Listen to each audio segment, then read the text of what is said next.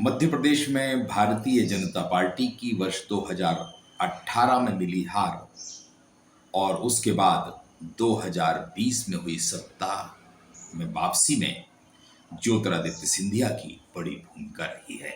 सिंधिया का भारतीय जनता पार्टी के भीतर कद बढ़ा है और पिछले कुछ दिनों में वे न केवल आक्रामक हुए हैं बल्कि राज्य की राजनीति में उनका रुतबा भी बढ़ रहा है।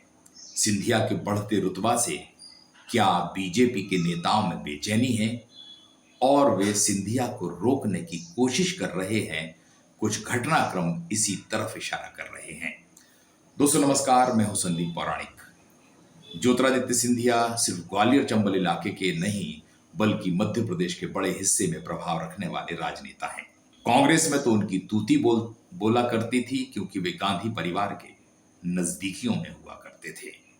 प्रियंका गांधी, राहुल गांधी के बाद ज्योतिरादित्य सिंधिया बड़ी हैसियत रखते थे।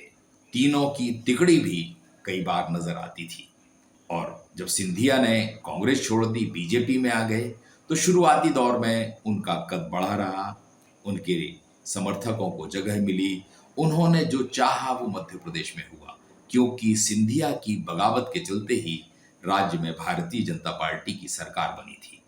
बीते कुछ समय में हम देखें तो मध्य प्रदेश की राजनीति में एक बार फिर ज्योतिरादित्य सिंधिया का कद तेजी से बढ़ रहा है, उनका दखल बढ़ रहा है और आक्रामकता भी धीरे धीरे बढ़ती जा रही है। क्या सिंधिया की बढ़ती गतिविधि, बढ़ता प्रभाव भाजपा नेताओं को रास नहीं आ रहा है? ये कुछ घटनाक्रम ऐसे हैं जो बताते हैं कि बीजेपी के अंदर ही सिंधिया को रोकने की कोशिशें शुरू हो गई हैं। बात हम करते हैं, बीते दिनों एक बैठक हुई जिसमें पार्टी के तमाम बड़े नेता मौजूद रहे। उसमें शिव प्रकाश भी थे। इसके अलावा मुख्यमंत्री मोहन यादव, प्रदेश अध्यक्ष हेमंत खंडेलवाल और संगठन के प्रतिनिधि के तौर पर महामंत्री हितानंद। इसके अलावा सरकार के 4 प्रमुख मंत्री प्रहलाद पटेल, कैलाश विजयवर्गीय, दोनों उप मुख्यमंत्री राजेंद्र शुक्ल और जगदीश देवड़ा, इनकी मौजूदगी इस बैठक में रही। ये 9 नेता मंथन करते रहे। इसमें अगर कोई नजर नहीं आया तो वो था सिंधिया गुट का प्रतिनिधि या ज्योतिरादित्य सिंधिया स्वयं। ये कई लिहाज से महत्वपूर्ण माना जा रहा है कि जिस बैठक में संगठन के विस्तार, निगम मंडलों के पदाधिकारियों की नियुक्ति पर चर्चा हुई हो, उसमें सिंधिया का प्रतिनिधि नहीं। इसी दौरान गुना संसदीय क्षेत्र के गुना अशोकनगर के गांव में कार्यक्रम होता है जहां पूर्व सांसद केपी यादव के पिता की याद में मूर्ति का अनावरण किया जाता है। वहां भी ज्योतिरादित्य सिंधिया नजर नहीं आते। यहां हम बता दें कि ज्योतिरादित्य सिंधिया को 2019 का लोकसभा चुनाव केपी यादव ने ही हराया था। वे बीजेपी के उम्मीदवार के तौर पर चुनाव लड़े थे और सिंधिया कांग्रेस के थे। इस कार्यक्रम में भी सिंधिया नजर नहीं आए, मुख्यमंत्री मोहन यादव पहुंचे थे। कुल मिलाकर के ये जो घटनाक्रम चल रहा है ये संकेत दे रहा है कि सिंधिया और बीजेपी के बीच बहुत मधुरता नहीं है। एक बड़ी बैठक होती और उसमें सिंधिया का ना पहुंचना या सिंधिया के लोगों को जगह ना मिलना सवाल खड़े करता है।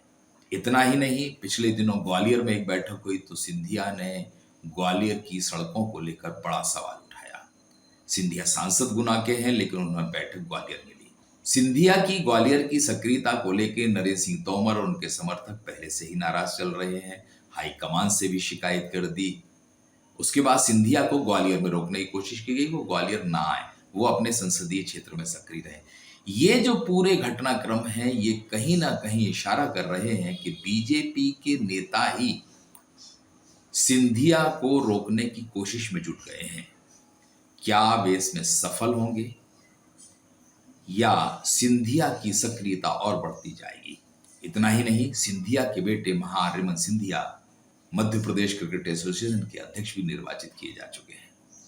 इस तरह सिंधिया की सिर्फ ग्वालियर चंबल इलाके में सक्रियता या हैसियत नहीं बढ़ रही है बल्कि वे दीगर इलाकों में भी अपनी सक्रियता बढ़ा रहे हैं और उनका प्रभाव भी बढ़ रहा है जिसमें उन्हें सफलता मिल रही है। यही कारण है कि बीजेपी के कुछ बड़े नेता सिंधिया की सक्रियता को स्वीकार नहीं कर पा रहे हैं। वे रोकने की कोशिश में लग गए हैं और वह तस्वीर सामने भी आने लगी है कि सिंधिया को कैसे रोका जाए। बीजेपी के जो नेता चिंतित हैं वे भी अपना असर दिखाने की कोशिश कर रहे हैं।